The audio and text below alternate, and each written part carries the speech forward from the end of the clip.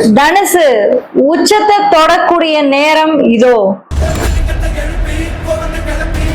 வாழ்க்கையில நீங்க பட்ட கஷ்டத்துக்கு எல்லாத்துக்குமே முடிவு கட்டுற மாதிரி குரு பகவான் உங்களுடைய ராசிநாதன் உச்சத்தை தொட போறாரு. லைஃப்ல எந்த மாதிரி மாற்றங்கள்லாம் வரப்போகுதுன்னு நம்ம தெரிஞ்சுக்கதான் போறோம். ஸோ வீடியோவை தொடர்ந்து ஸ்கிப் பண்ணாம பாருங்க. ஏன்னா இந்த ஒரு வீடியோல இன்ட்ரெஸ்டிங்கான ஒரு விஷயத்த பத்தி தான் நம்ம பேச போறோம். ஸோ அதுக்கு முன்னாடி நம்மளுடைய சேனலை இன்னும் நீங்க சப்ஸ்கிரைப் பண்ணாமலே பார்த்துட்டு இருந்தீங்கன்னா சப்ஸ்கிரைப் பண்ணி உங்களுடைய ஆதரவை கொடுங்க மக்களே. ஏன்னா உங்களுடைய சப்போர்ட் எங்களுடைய சேனலோட வளர்ச்சிக்கு மிகப்பெரிய ஒரு பாக்கியம் கண்டிப்பான முறையில இருக்கும். ஸோ உங்களுடைய சப்போர்ட்டை தயவு செஞ்சு எங்களுக்கு கொஞ்சம் கொடுங்க.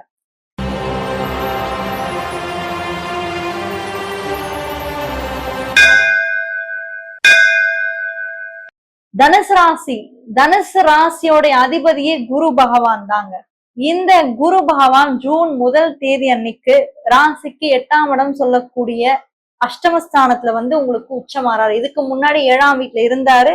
இப்போ 8ஆம் வீட்டுல உச்சமாகக்கூடிய இந்த குரு பகவான் லைஃப்ல மிகப்பெரிய ஒரு மாற்றத்தை உங்களுக்கு ஏற்படுத்துவாரு.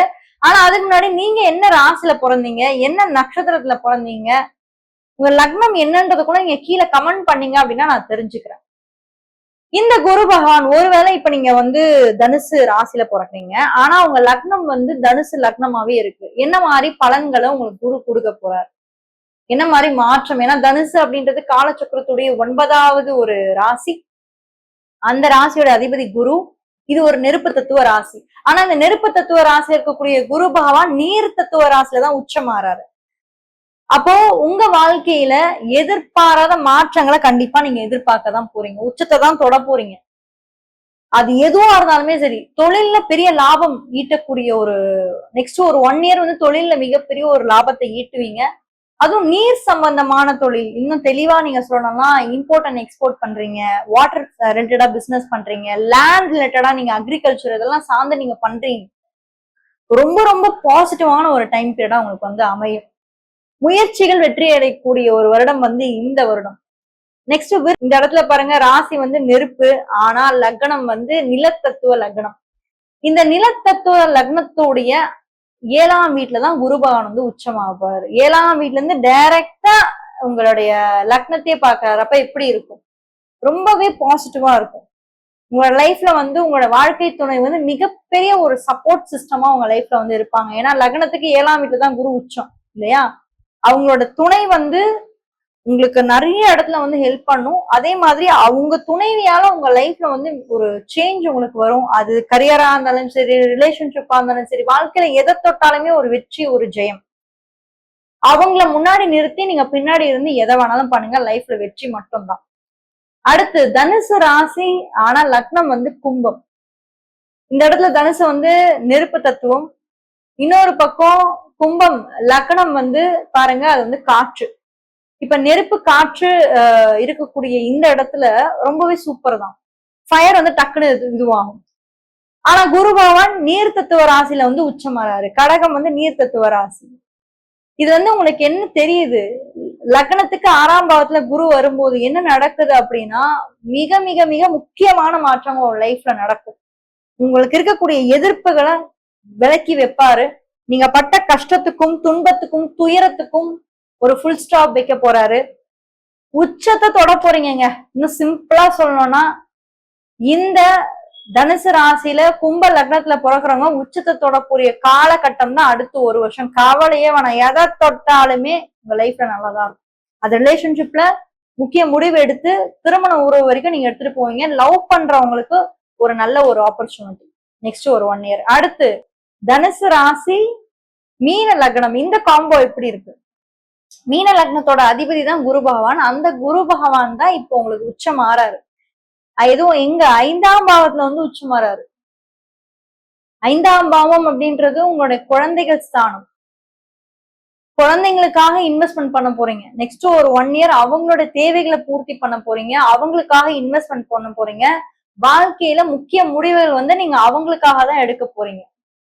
ஸோ ரொம்பவே சப்போர்ட் சிஸ்டம் உங்களுக்கு கொடுக்க போறாங்க. குரு பகவான் கவலையே படாதீங்க. உங்களுடைய ராசிநாதன் குரு பகவான் நிறைய வகையில உங்களுக்கு ஹெல்ப் பண்ண போறாரு.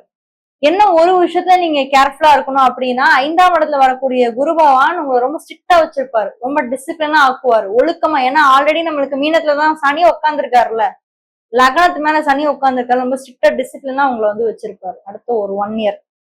அடுத்து தனுசு ராசி மேஷ லக்னம். மேஷ லக்னம் ரெண்டுமே நெருப்பு. ஒரு பக்கம் தனுசு நெருப்பு, மேஷம் நெருப்பு. எப்படி இருக்கும்?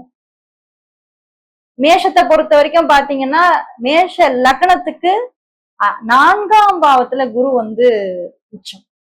4ஆம் பாவம் என்பது என்னது? ஒரு நமக்கு கிடைக்கக்கூடிய கம்ஃபர்ட்ஸ், நம்ம வாழ்க்கையில வீடா இருக்கட்டும், மனையா இருக்கட்டும், வாகனமா இருக்கட்டும், வசதியா இருக்கட்டும், இன்னும் சொல்ல போனா தாய் ஸ்தானம், அம்மா கிட்ட இருந்து வரக்கூடிய பூர்வீக சொத்துக்கள் ஏதாவது பிரச்சனை இருக்கு, தாய் வழி சொத்துக்கள் ஏதாவது பிரச்சனை இருக்குன்னா அடுத்து 1 இயர் ட்ரை பண்ணுங்க, உங்களுக்கு வந்து கிடைக்கும்.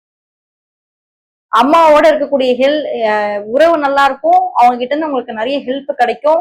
நீங்க போடுற முயற்சியில் வெற்றி அடையக்கூடிய ஒரு வருடம், நெக்ஸ்ட் ஒரு வருடம். அடுத்து தனுசு ராசி நீங்க இருக்கீங்கன்னா, லக்னம் வந்து ரிஷபமா இருக்கு. ஒரு பக்கம் தனுசு நெருப்பு, ரிஷபம் ஒரு பக்கம் நிலம், இன்னொரு பக்கம் பாருங்க சம்பந்தமே இல்லாம கடகம் வந்து பாத்தீங்கன்னா தண்ணி நீர், அப்படியே ஒரு மாதிரி ட்ரையாங்குலரா இருக்குல்ல. ரிஷபத்தை பொறுத்த வரைக்கும் 3ஆம் வீடு, லக்னத்துக்கு 3ஆம் வீட்டுல வந்து குரு பகவான் வந்து உங்களுக்கு உச்சமாகக்கூடிய தருவாயில வந்து இருக்காரு. எப்படி இருக்கு? உச்சமாகக்கூடிய இந்த குரு பகவான் 3ஆம் இடம் சகோதர ஸ்தானம். சகோதரர்களால அவங்க ஹெல்ப் கிடைக்கும். ஆனா என்னன்னா, அவங்களுடைய பேச்சை நீங்க கேட்கணுமா கேட்க வேணாமா அப்படின்றது உங்களோட தசாபுக்திகள். அதாவது இந்த இடத்துல சகோதரர்களால் லாபம் இருக்கு, அவங்களால உங்களுக்கு நன்மைகள் வரும் தான். ஆனா அவங்களுடைய ஐடியாஸை நீங்க கேட்கறதும் கேட்காம போறதும் உங்களோட தசாபுக்தி தான் டிசைட் பண்ணும். ஒருவேளை உங்களுக்கு நல்ல தசாபுக்திகள் இருந்தா சகோதரர்களால கூட நீங்க என்ன பண்ணாலுமே அது ஜெயம் உண்டு, வெற்றி உண்டு, எல்லாமே நடக்கும். ஆனா சகோதரர்களால இன்னல் நீங்க அனுபவிக்கணும் அப்படின்னு உங்க தசாபுத்தி இருந்துச்சுன்னா அது ஒண்ணுமே பண்ண முடியாது, சப்போர்ட்டே பண்ண முடியாது.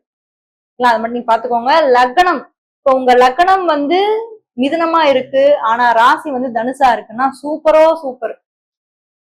உங்க காட்டுலதான் மழை அடுத்த ஒரு வருஷத்துக்கு. வாழ்க்கையில வந்து சிறகடிச்சு பறக்க போறீங்க. இதுக்கு முன்னாடி நாங்க கஷ்டப்பட்டுக்கிட்டு இருந்தோம், இனிமேதான் கஷ்டப்படும் அப்படிலாம் வராதிங்க. மிதுன லக்னத்துக்கு 2ஆம் இடத்துல வந்து குரு உச்சம், ராசிக்கு 8ல வந்து குரு உச்சம்.